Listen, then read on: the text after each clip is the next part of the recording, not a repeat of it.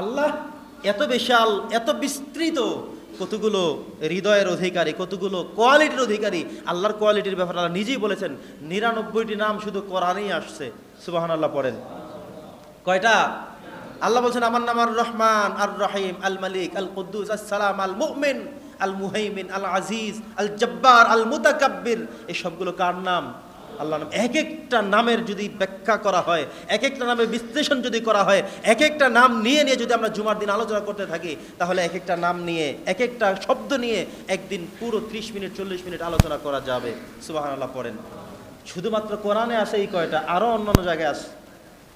আল্লাহ বলছেন আমার এত পাওয়ার, এত ক্ষমতা, আমি হলাম আল মালিক, আমি এত রাজাধিরাজ, আমার থেকে ক্ষমতার বেশি, আমার থেকে বেশি ক্ষমতা আছে এমন কেউ নেই, আমার থেকে বেশি বোঝে এমন কেউ নেই, আমার থেকে বেশি দেখে এমন কেউ নেই, আমার থেকে বেশি জানে এমন কেউ নেই। সুবহানাল্লাহ পড়েন। এই সব কিছুর কোয়ালিটি শুধু আল্লাহর। তো কোরআন আমাদেরকে আল্লাহর সাথে একটা পরিচয় করিয়ে দিয়েছে। কোরআন সেই পরিচয় আমাদেরকে করে দিয়েছে। আমরা আল্লাহকে চিনতাম না, কিন্তু কোরআন এসে বলছে না, এই পৃথিবীতে এমনি চলতে পারে না, একজন নিয়ন্ত্রক রয়েছেন, তিনি নিয়ন্ত্রণ করে যাচ্ছেন প্রতিনিয়ত, প্রতিটা সময়ে। কোরআন আমাদেরকে আল্লাহর সাথে পরিচয় করিয়ে দিয়েছে। পড়ি আলহামদুলিল্লাহ।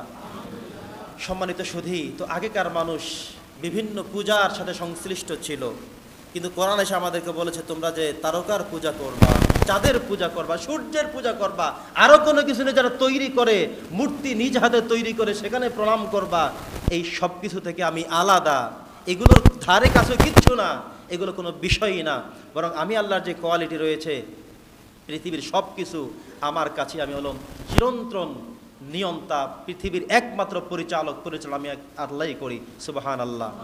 আমাদেরকে আল্লাহ তাআলা বুঝিয়ে দিয়েছেন যে পৃথিবী পরিচালনা করেন শুধুমাত্র একজন, তিনি হলেন আল্লাহ। আল্লাহও একজন, আল্লাহ একজনই, তিনি একক সিদ্ধান্তেই সব করেন। এদিকে ভাঙে, ওদিকে গড়ে, এদিকে কিছু হয়, এদিকে হয় না। একত্রে অনেকে পরীক্ষা দেয়, কেউ পাস করবে, কেউ ফেল করবে। এমনও হয় যার পেপার দেখে দেখে আরেকজনে লিখেছে, ওই দেখে লেখার লোক পাস করে ফেলেছে, কিন্তু যারটা দেখে লেখা হলো তিনি ফেল করে ফেলেছেন। এমন কি হয় না এই বছর? এমন হয়েছে, এমন অনেক প্রমাণ পেয়েছে। স্টুডেন্ট বলে হুজুর আমি তো ওটগুলো সব দেখে দেখে লিখছি, ও পাস। গতকালকে মিষ্টি নিয়ে দৌড়াদৌড়ি, এসএসসির দাখিলে গতকালকে রেজাল্ট দিয়েছে, যারটা দেখে লেখছে, যে দেখে লেখছে সে পাস, কিন্তু যারটা দেখে লেখছে সে 3 বিষয়ে ফেল।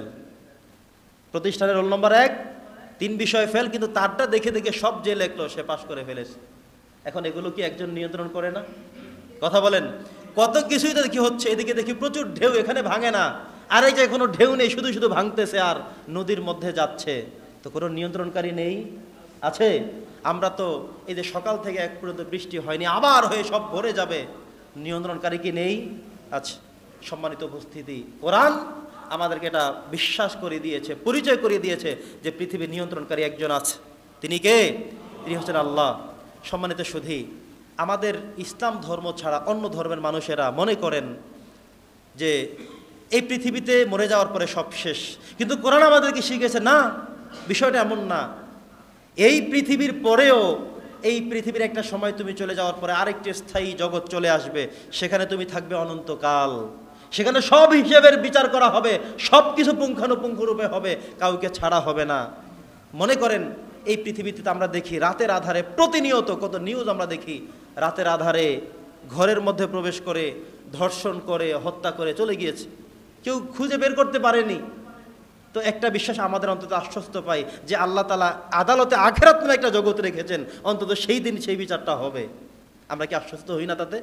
কথা বলেন, কথা বলেন।